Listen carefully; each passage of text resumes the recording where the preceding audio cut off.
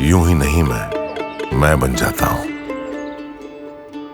कुदरत के कोने कोने से खूबियां खोज लाता हूं। गुणवत्ता की गहराइयों का गोताखोर हूं मैं। यूं ही नहीं मैं रजनीगंधा बन जाता हूं। तो प्रधानमंत्री मोदी की इन बहुत ही अलग और धाकड़ तस्वीरों के बाद पाठशाला का पहला चैप्टर। मोदी सनातन का गौरव लौटा रहे, इंडी वाले मुस्लिम वोट के चक्कर में औरंगजेब को महान बता रहे। हिंदू मंदिर तोड़ने वाले औरंगजेब को किसने हिंदू प्रेमी बताया तो भयंकर तूफान आया। कौन औरंगजेब की कब्र को उखाड़ फेंकने की तैयारी में है। अब ना बाप का सगा ना भाइयों का, औरंगजेब की फर्जी महानता का वो चैप्टर जो हर धागे खोल देगा। सबसे पहले ये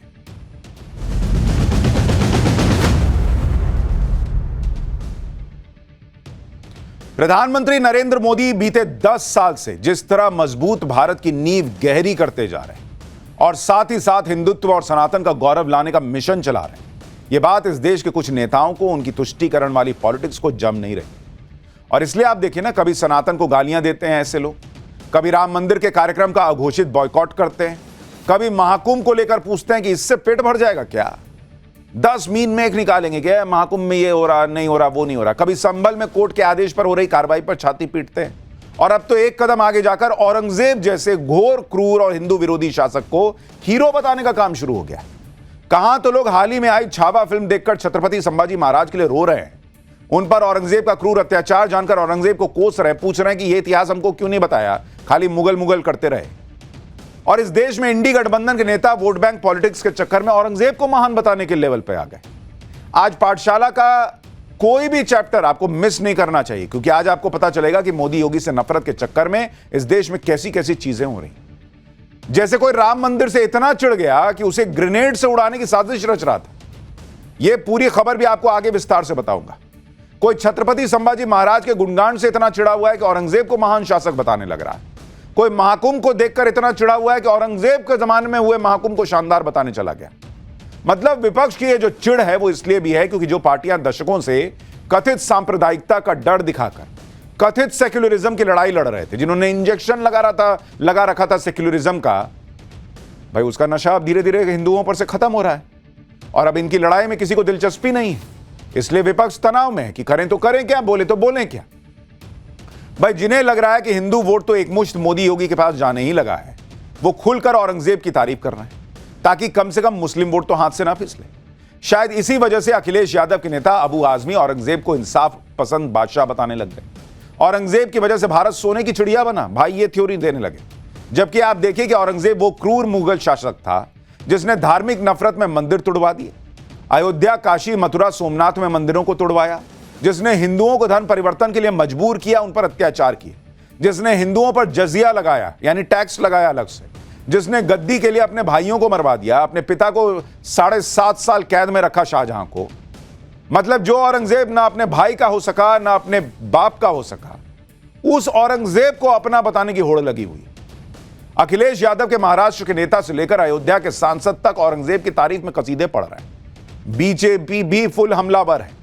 अबू आजमी पर एफआईआर तक हो गई, उनकी फोटो पर चप्पल पड़ रहे हैं। महाराष्ट्र विधानसभा में उन्हें सस्पेंड करने और उनके खिलाफ देशद्रोह का केस चलाने की मांग हो रही है। एक बार देखिए कि आज महाराष्ट्र से लेकर यूपी तक दिन भर कैसे अबू आजमी के बयान पर बवाल मचा रहा।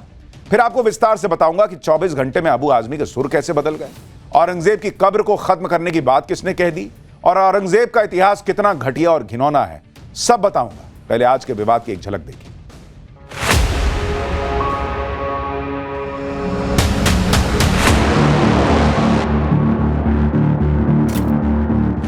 एक इंसाफ पसंद बादशाह था वो, इसको जबरदस्ती के हिंदू मुस्लिम करके नफरत वाला काम नहीं करना चाहिए।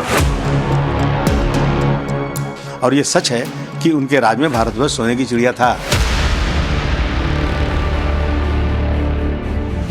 यानी अपने को दूसरे से बड़ा मुगले आजम बनाने के लिए यह पगले आजम बनने की तरफ जा रहे हैं। छत्रपति संभाजी महाराज और शिवाजी महाराज का अपमान किया है, इसलिए ये देशद्रोही है। ये देशद्रोह का भी कलम लगाना चाहिए उसके ऊपर। वो आदमी जैसे जिहादी को अगर समझता नहीं रहेगा ना, तो फिर उसको जल्दी औरंगजेब के पास भेजना पड़ेगा।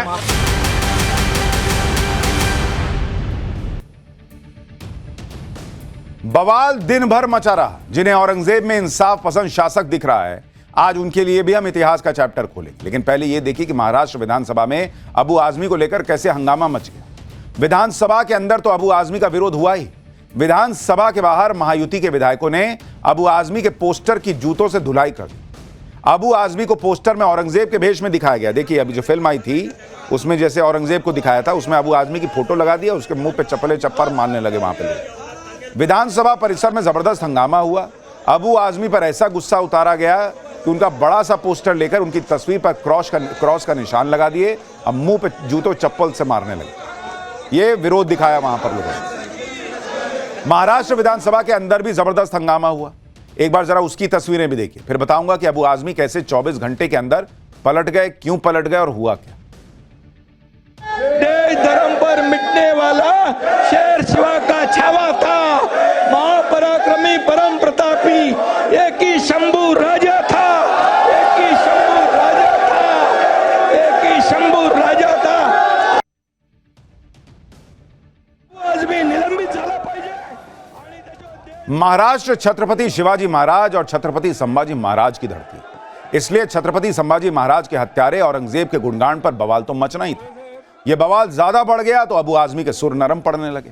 अब आप सुनिए, कल औरंगजेब की तारीफ कैसे कर रहे थे अबू आजमी, और 24 घंटे में FIR, देशद्रोह का केस चलेगा, ऐसी बातें होने पर कैसे अब वो बयान से पलटने लगे। जरा सुनिए। औरंगजेब के ज़माने में भारतवर्ष जो है सोने की चिड़िया था। हमारी सरहद जो है अफगानिस्तान बर्मा तक बढ़ी हुई थी, समझा आपने। और इसी को देख के अंग्रेज यहाँ आया था। एक इंसाफ पसंद बादशाह था वो, जिसने 52 साल तक हुकूमत किया हो। तो अगर जबरदस्ती हिंदुओं को मुसलमान बनाना चाहता हो तो भारतवर्ष में कितने हिंदू मुसलमान बन जाते। अगर वो हिंदू के खिलाफ होते तो 34% हिंदू उनके साथ नहीं रहते और उनका सिपह सालार हिंदू नहीं रहता। अगर इन चीज़ों से किसी को वो लगता है कि इसको तोड़ मरोड़ के पेश करके किसी को लगता है कि मैंने गलत बोला है, तो भाई मैं अपने पूरे स्टेटमेंट को वापस लेता हूँ। असेंबली चलना चाहिए, असेंबली में बहुत सारे काम है। इन इशू पर असेंबली रोकी जाए, मैं समझता हूँ ये महाराष्ट्र की जनता का बहुत सारा काम रुकेगा। तो अब समाजवादी पार्टी के नेता अबू आजमी बयान वापस ले रहे हैं, लेकिन पहले तो बोल गए कि भाई औरंगजेब इतना महान था कि भाई 34% हिंदू थे उस राज में। ये क्या लॉजिक हुआ बॉस? कह रहे हैं कि उसकी फौज में जो है वो हिंदू थे, उसका सिपा सलार जो है वो हिंदू था। भाई नहीं मिला होगा कोई मुसलमान इतना शक्तिशाली या इतना कमाल का कि भाई उसको सिपा सलार बनाए। उसकी टीम में अगर हिंदू थे, भाई वैसे तो अंग्रेजों के जमाने में भी बहुत सारे लोग जो है वो अंग्रेजों की फौज में हिंदू भारतीय लड़ते थे, तो इसका मतलब क्या भारतीय चाहते थे कि अंग्रेज हम पर राज करें? ये कौन सा लॉजिक हुआ? औरंगजेब पर अबू आजमी अपना बयान वापस ले रहे हैं। कल से आज तक अबू आजमी के ये सुर इसलिए बदल गए क्योंकि मुंबई पुलिस ने अबू आजमी के खिलाफ केस दर्ज करके जांच शुरू कर दी। अबू आजमी पर धार्मिक भावनाओं को आहत करने और मानहानि की धाराओं में केस दर्ज हुआ है। इतना ही नहीं है, अबू आजमी को विधानसभा से सस्पेंड करने और उनके खिलाफ देशद्रोह का केस चलाने की मांग भी तेज हो गई। अबू आजमी पर महाराष्ट्र के डिप्टी सीएम एकनाथ शिंदे कैसे भड़के हुए हैं, ये सुनिए। फिर बताता हूं कि इंडी गठबंधन में शामिल उद्धव ठाकरे की शिवसेना कैसे समाजवादी पार्टी के नेता पर बरस पड़ रही। ये हमारे छत्रपति संभाजी महाराज को हलाल करके मारने वाला ये औरंगजेब, ये अच्छा कैसा हो सकता है? ये तो बहुत बड़ा दुश्मन है, हमारा देश का दुश्मन है, राष्ट्र का दुश्मन है। और इसलिए अबू आजमी इन्होंने ये माफी मांगनी चाहिए। देशभक्ति का अपमान किया है, इसलिए उनका जितना कड़ी निंदा करे उतनी कम है। और मैं ये भी कहूंगा कि उन्होंने इसके लिए माफी मांगनी चाहिए। या हमारे मुख्यमंत्री और गृहमंत्री जी, ये जो उन्होंने छत्रपति संभाजी महाराज और शिवाजी महाराज का अपमान किया है, इसलिए ये देशद्रोही है।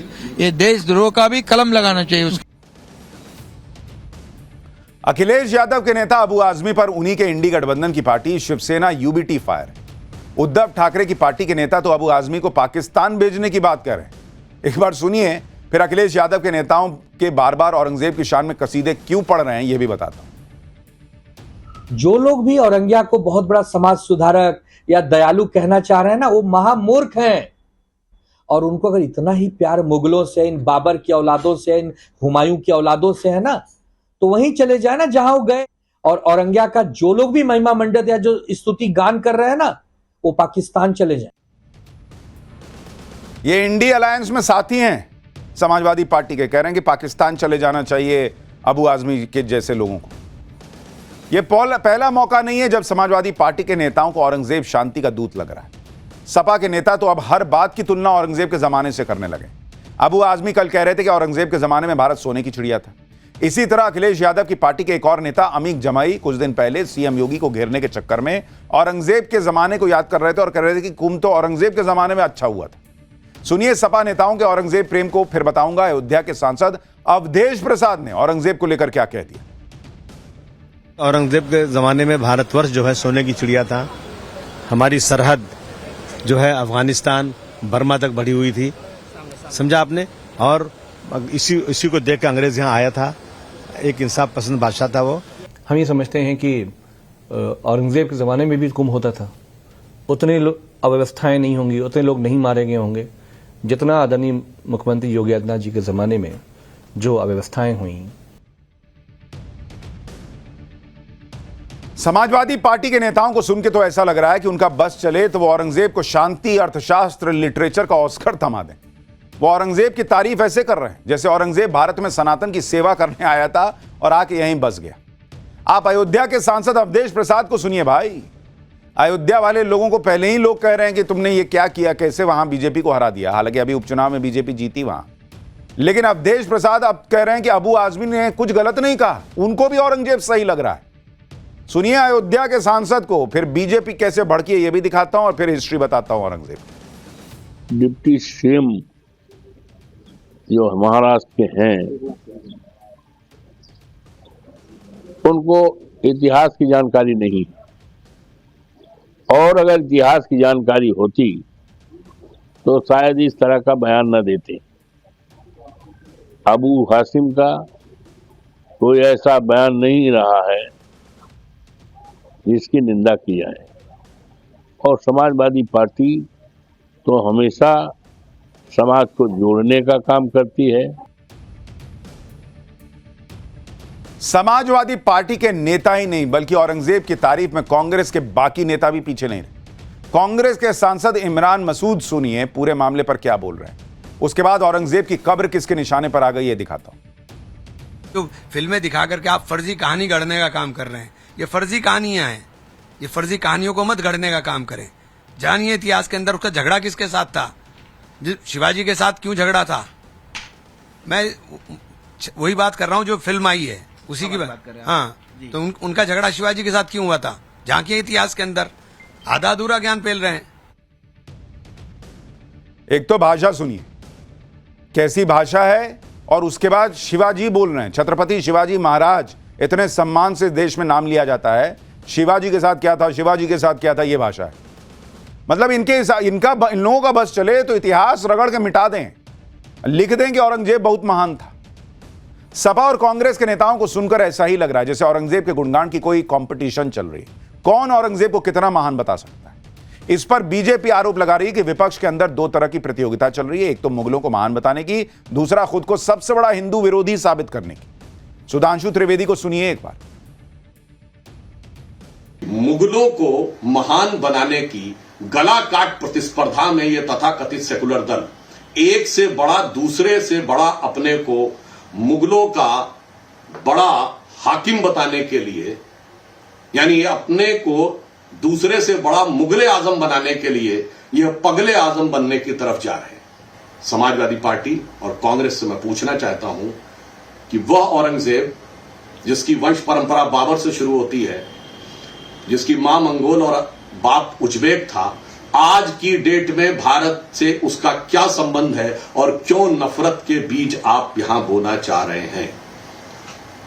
और इससे साफ हो गया कि कांग्रेस पार्टी और इंडी गठबंधन के लोग जिन्होंने वैश्विक स्तर पर डिसमेंटलिंग ग्लोबल हिंदुत्व और भारत में इरेडिकेशन ऑफ सनातन धर्म और हिंदू धर्म को HIV, कोरोना वायरस जैसे शब्द कहे जो शायद औरंगजेब ने भी अपने जमाने में नहीं कहे होंगे, उससे बड़ा अपने को हिंदू विरोधी साबित करने की गला काट प्रतिस्पर्धा में लगे हैं।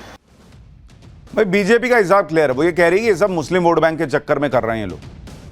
बीजेपी के फायर ब्रांड नेता नवनीत राणा ने भी औरंगजेब की तारीफ के लिए अबू आजमी को निशाने पर लिया। उन्हें याद दिलाया कि जिस महाराष्ट्र में वो विधायक बने हैं उस महाराष्ट्र के राजा छत्रपति शिवाजी महाराज और उनके बेटे छत्रपति संभाजी महाराज हैं।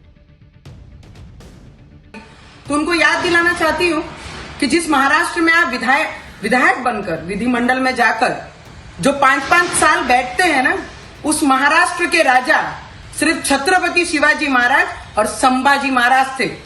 और तुम्हारे बाप ने 100 करोड़ बाप जो तुम्हारा है औरंगजेब, जिसने हमारे संभाजी महाराज पर इतना अत्याचार किया। हम लोगों ने तो इतिहास पढ़ा है, पर जिन्होंने पढ़ा नहीं है ना, तुम जैसे लोगों ने जाकर एक बार थिएटर में छावा पिक्चर देखनी चाहिए कि तुम्हारे बाप ने हमारे भगवान के साथ, संभाजी महाराज के साथ क्या किया था। औरंगजेब का गुणगान करना और उसे हीरो की तरफ पेश करना नई बात नहीं। कुछ इतिहासकारों ने भी औरंगजेब की छवि ऐसी बनाई जैसे वो कितना कोमल हृदय का, सबसे प्रेम करने वाला व्यक्ति रहा, उसके राज में किसी पर कोई अत्याचार ही ना हुआ हो जैसे। जबकि औरंगजेब की सच्चाई इससे ठीक उलट थी। अबू आजमी से लेकर अमीर जमाई जैसे समाजवादी पार्टी के नेताओं के लिए औरंगजेब हीरो है। अखिलेश के नेताओं के लिए औरंगजेब एक खास वोट बैंक को अपने साथ बनाए रखने का जरिया है। ये लोग भूल जाते हैं कि औरंगजेब का वो खूनी इतिहास जिसका हर पन्ना कत्लेआम से भरा हुआ है। हाल ही में रिलीज हुई फिल्म छावा में औरंगजेब की क्रूरता का एक पहलू यही दिखाया गया। छत्रपति संभाजी महाराज पर औरंगजेब ने कितने जुल्म किए, उनकी कैसे खाल निकलवा दी, नाखून उखाड़ दिए, आंखों में जलती हुई सलाखें डाल दी, और यह सब सिर्फ इसलिए क्योंकि संभाजी महाराज ने औरंगजेब के कहने पर इस्लाम कबूल करने के ऑफर को नहीं माना। यह औरंगजेब अखिलेश के नेताओं के लिए मसीहा है, दरिया दिल है। आज आपको औरंगजेब की असली पहचान और उसकी सच्चाई याद दिलाता हूं। वो इतिहास जिसकी चर्चा नहीं होती, जिसके बारे में हर सनातनी को जानना चाहिए।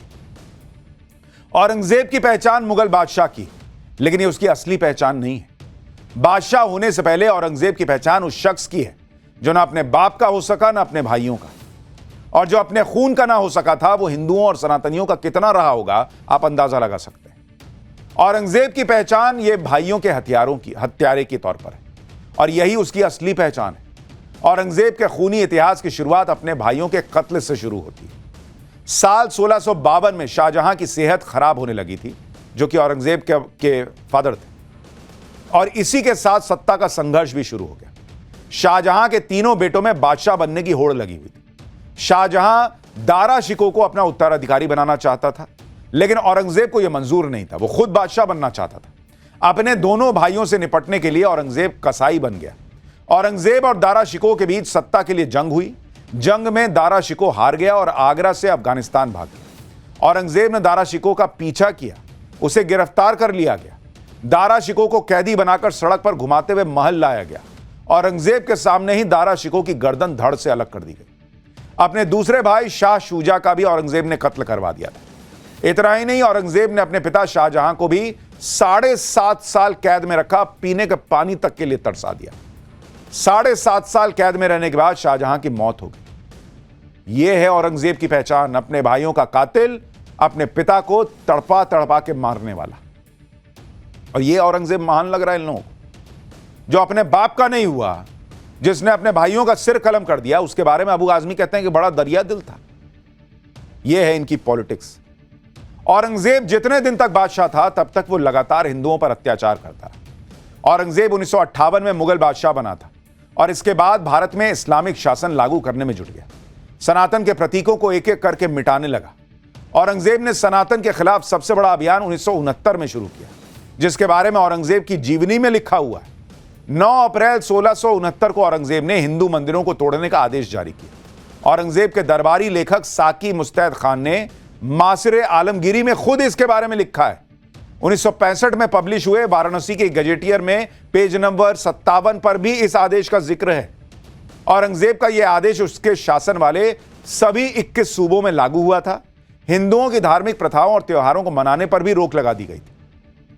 औरंगजेब ने अपने शासनकाल में कितने मंदिरों को तोड़ा था वो भी आपको याद दिलाता हूं। 1665 में सोमनाथ मंदिर तोड़ा उसने।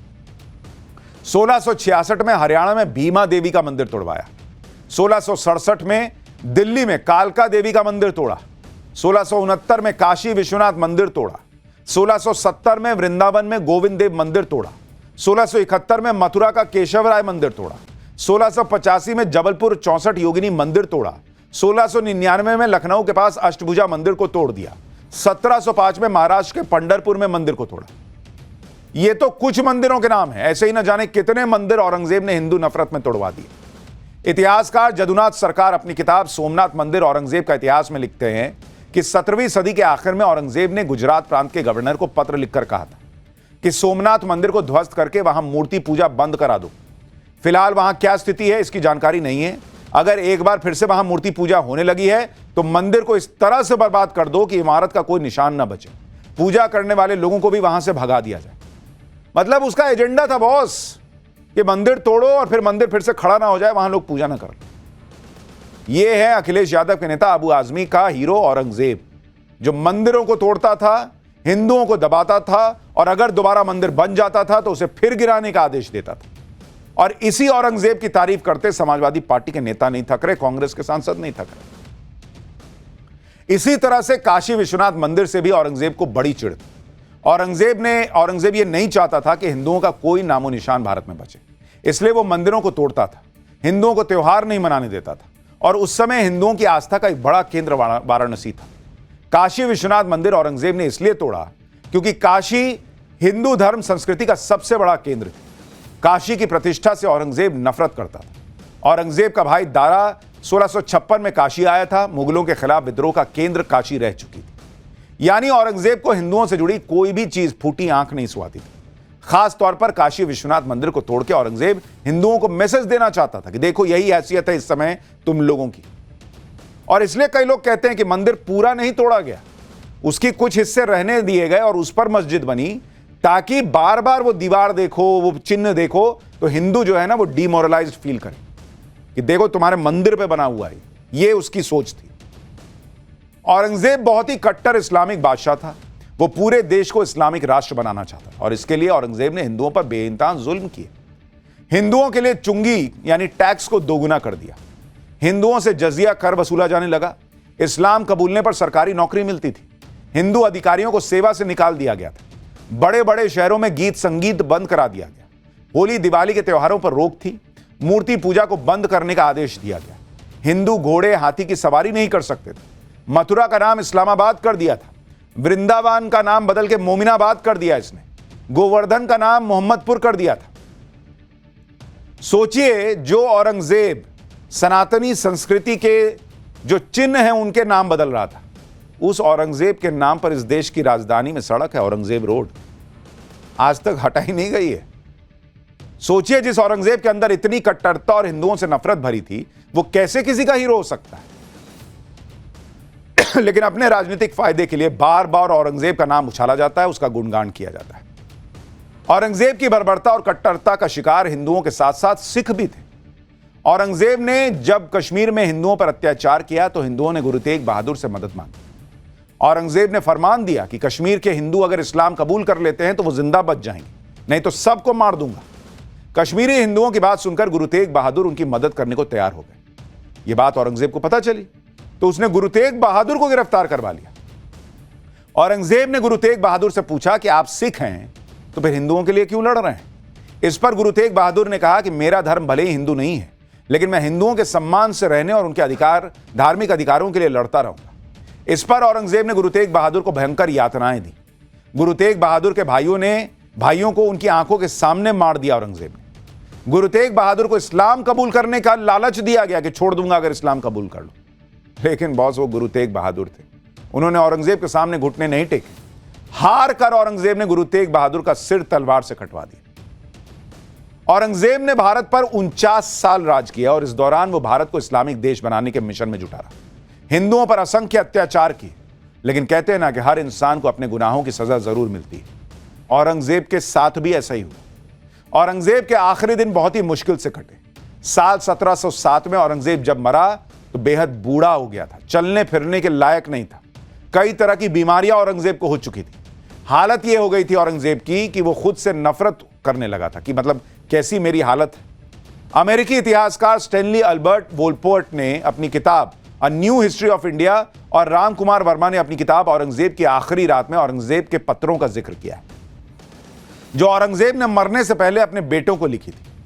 औरंगजेब ने इन चिट्ठियों में लिखा था कि अब मैं बूढ़ा और दुर्बल हो गया, मैं नहीं जानता मैं कौन हूं और इस संसार में क्यों आया, मैंने लोगों का भला नहीं किया। ये खुद वो लिख रहा अपनी चिट्ठी में कि मैंने लोगों का भला नहीं किया। यहां लोग मरे जा रहे हैं ना, वो तो बहुत सबका भला करता था। वो खुद चिट्ठी में बेटों को लिख रहा कि मैंने लोगों का भला नहीं किया। मेरा जीवन ऐसे ही निरर्थक बीत गया, भविष्य को लेकर मुझे कोई उम्मीद नहीं है। ज्वर अब उतर गया है, मतलब बुखार उतर गया है, लेकिन शरीर में सूखी चमड़ी के अलावा कुछ बचा ही नहीं। दुनिया में कुछ भी लेकर नहीं आया था, लेकिन अब पापों का भारी बोझ लेकर यहां से जा रहा हूं। मैं नहीं जानता कि अल्लाह मुझे क्या सजा देगा। मैंने लोगों को जितने भी दुख दिए हैं, वो हर पाप जो मुझसे हुआ है उसका परिणाम मुझे भुगतना होगा। बुराइयों में डूबा हुआ गुनहगार हूं मैं।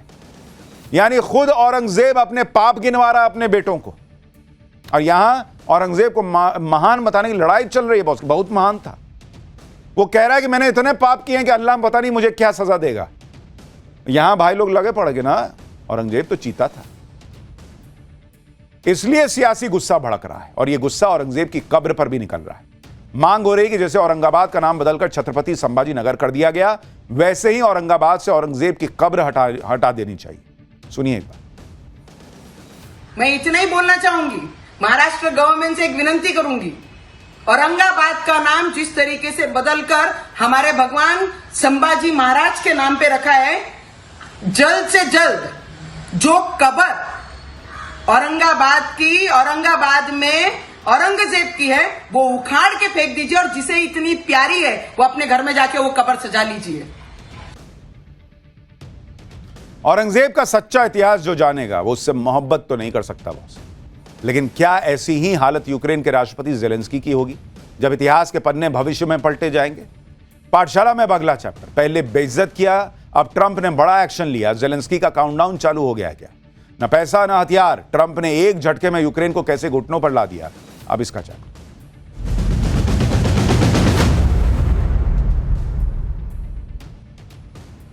कल ही मैंने आपको पाठशाला में बताया था कि ट्रंप यूक्रेन के राष्ट्रपति जेलेंस्की को घुटने पर लाने की तैयारी कर चुके हैं। लेकिन आज का अपडेट यह है कि जेलेंस्की ने अपने घुटने पूरी तरह टेक दिए हैं, क्योंकि ट्रंप ने यूक्रेन की मदद को रोक दिया है। ट्रंप ने कल ही इस बात का ऐलान किया था कि कल की रात बहुत बड़ी होने वाली है, और आज यूक्रेन की मदद रोककर जेलेंस्की की रात काली कर दी। अब पूरी दुनिया को इस बात का इंतजार है कि ट्रंप अब आगे क्या करने वाले हैं, क्योंकि ट्रंप का धमाकेदार काउंटडाउन शुरू हो चुका है। इस मामले में वो एकदम अलग टाइप के आदमी है। जेलेंस्की को सबक सिखाने के लिए ट्रंप कई और सख्त फैसले ले सकते हैं। आप देखिए कि 4 दिन पहले तक जो जेलेंस्की ट्रंप के सामने हीरो बन रहे थे, पूरी दुनिया की मीडिया के सामने खुद को योद्धा की तरह पेश कर रहे थे, ट्रंप के बार बार समझाने के बाद भी लगातार अकड़ और एटीट्यूड दिखा रहे थे, आज उनकी सारी हीरोगिरी और हेकड़ी ट्रंप ने गायब कर दी। इस मीटिंग के बाद अब ट्रंप ने अमेरिका की तरफ से यूक्रेन को दी जाने वाली सारी मदद रोक दी है। पिछले 3 साल से रूस से लड़ने के लिए अमेरिका यूक्रेन को मदद दे रहा था। इसमें बड़े बड़े हथियारों से लेकर एडवांस टेक्नोलॉजी तक और करोड़ों अरबों रुपए के फंड से लेकर सैनिकों की ट्रेनिंग तक सारी मदद अब ट्रंप ने रोक दी। कुछ देवे नहीं करेंगे, जाओ लड़ो, तुमको लड़ना ही है ना, तो जाओ लड़ो। क्योंकि लोग कह रहे हैं भाई व्हाइट हाउस को इसी जेलेंस्की ने फाइट हाउस बना दिया। ऐसी फाइट व्हाइट हाउस में लोगों ने देखी नहीं थी, तो लोग कह रहे हैं ये फाइट हाउस बना के आया है। ट्रंप को भी यह बात समझ में आ रही है, तो सारी मदद रोक दी। और अब तो काउंटडाउन चल रहा है, क्योंकि ट्रंप ने पहले ही कहा है कि आज की रात जो है बड़ी काली होने वाली है, बहुत धमाकेदार होने वाली है। क्योंकि जब सुबह भारत में 7:30 बजेंगे, तब ट्रंप वहां पर कांग्रेस को संबोधित कर रहे होंगे। उसमें पता चलेगा कि ट्रंप क्या धमाका करने वाले। लेकिन उसके पहले धमाके की शुरुआत हो चुकी है, क्योंकि अगर उस दिन जेलेंस्की अपनी अकड़ को साइड में रखकर यूक्रेन के लोगों के बारे में सोच लिए होते, तो शायद ट्रंप इतना बड़ा फैसला नहीं लेते। अगर उस दिन जेलेंस्की युद्ध रोककर शांति की बात कह रहे होते, तो शायद यूक्रेन के सामने यह नया संकट ही नहीं आता। जब से जेलेंस्की ने ट्रंप से पंगा लिया है, तब से ही कहा जा रहा है कि जेलेंस्की का काउंटडाउन शुरू हो चुका है। डोनाल्ड ट्रंप पहले ही इशारा कर चुके हैं कि वो कई बड़े धमाके करने वाले हैं, और जो बम ट्रंप फोड़ने वाले हैं उससे जेलेंस्की की कुर्सी भी खतरे में आ सकती है। क्योंकि चर्चा है कि व्हाइट हाउस में ट्रंप से एक तरीके से झगड़ा करके जेलेंस्की अकेले पड़ गए। ट्रंप के एक्शन से जेलेंस्की बुरी तरह से कमजोर हो गए। इसका फायदा उठाकर रूस जेलेंस्की का तख्ता पलट कर सकता है। चर्चा है कि CIA इस काम में रूस की मदद कर सकती है। अमेरिका पर CIA की मदद से कई देशों में तख्ता पलट का आरोप पहले भी लगा है। इसके अलावा यह थ्योरी भी चल रही है कि जेलेंस्की खुद इस युद्ध को खत्म करना नहीं चाहते, क्योंकि अगर यह युद्ध खत्म हो गया तो यूक्रेन में चुनाव होंगे और जेलेंस्की चुनाव हार जाएंगे। एक पुरानी कहावत है कि नादान से दोस्ती जी का जंजाल। यूक्रेन के लोगों ने जेलेंस्की को चुनकर पहले अपने देश को तबाह कर लिया और अब बीच संकट में अमेरिका ने भी यूक्रेन का साथ छोड़ दिया। आगे बढ़ने से पहले आपको उस मदद के बारे में बताता हूं जिसे ट्रंप ने अब रोक दिया है। अमेरिका ने 2022 से 2024 के बीच यूक्रेन को करीब 4,45,000 करोड़ रुपए की मिलिट्री सपोर्ट दिया था। यह यूक्रेन को मिल रहे टोटल मिलिट्री सपोर्ट का 49% है करीब। इस दौरान अमेरिका ने यूक्रेन को 50 लाख से ज्यादा हथियारों की मदद की। इसमें एयर डिफेंस सिस्टम से लेकर हेलीकॉप्टर तक और हॉवित्जर तोप से लेकर मिसाइल सिस्टम तक शामिल। हथियारों के अलावा अमेरिका ने यूक्रेन की मदद के लिए अपना खजाना खोल दिया था। 2022-24 के बीच अमेरिका ने 3,36,000 करोड़ रुपए की वित्तीय मदद यूक्रेन को भेजी। यानी सिर्फ हथियार नहीं, पैसा भी भर भर के अमेरिका दे रहा था। यह दुनिया भर से मिलने वाली वित्तीय मदद का 40% है जो अकेले अमेरिका दे रहा था। अब ट्रंप कह रहे कि ना दूंगा भाई, तुम चीता हो ना, अपने हथियार से लड़ो, अपने पैसे से लड़ो, नहीं तो तुम्हारे जो फूफा लोग बैठे हैं यूरोप में उनसे ले लो, मेरी क्या जरूरत है फिर। ट्रंप के आदेश के बाद अमेरिका ने उन हथियारों और दूसरी मदद की सप्लाई को रोक दिया है जो कुछ दिन पहले अमेरिका से यूक्रेन भेजे गए थे। इसमें से बहुत सा सामान पोलैंड पहुंच चुका है। अब इसे पोलैंड से आगे नहीं भेजा जाएगा। व्हाइट हाउस के मुताबिक यूक्रेन की मदद तब तक बहाल नहीं की जाएगी जब तक राष्ट्रपति ट्रंप को यह यकीन नहीं हो जाता कि जेलेंस्की वास्तव में शांति चाहते हैं। सबसे हैरानी की बात यह है कि व्हाइट हाउस में हुई बहस के बाद भी जेलेंस्की को इस बात का अंदाजा नहीं था कि ट्रंप यूक्रेन की मदद को रोक सकते हैं, क्योंकि 3 मार्च को जेलेंस्की ने एक बयान दिया जिसमें उन्होंने कहा कि रूस के साथ यूक्रेन के युद्ध का अंत अभी बहुत दूर है। इसके बाद तो ट्रंप का गुस्सा 7वें आसमान पर पहुंच गया। जेलेंस्की का जवाब देते हुए ट्रंप ने लिखा कि जेलेंस्की का दिया यह सबसे खराब बयान है, अमेरिका इसे ज्यादा समय तक बर्दाश्त नहीं करेगा। इसके आगे ट्रंप ने यह भी लिख दिया कि यह आदमी यानी जेलेंस्की तब तक शांति नहीं चाहता जब तक उसे अमेरिका का समर्थन मिल रहा है। यानी ट्रंप बार बार जेलेंस्की को समझाने की कोशिश कर रहे थे कि भाई ये अपने हिसाब से चल रहा है मामला, जो है वो चलेगा नहीं। और जेलेंस्की ने और अपने पैर पे कुल्हाड़ी मार लिए बोल के कि अरे अभी तो युद्ध खत्म, आसपास में लग नहीं रहा कि होगा। ट्रंप फायर, अरे बॉस यहां मैं कह रहा हूं कि मैं युद्ध खत्म कराऊंगा, ये भाई कह रहा है कि कोई स्कोप ही नहीं दिख रहा युद्ध खत्म होने का। उन्होंने कहा रोको इसको, सब मदद रोक दो। जिन किराए के हथियारों और उधार के पैसों के दम पर जेलेंस्की बड़े फैंटम बन रहे थे वो अब बंद हो चुका है।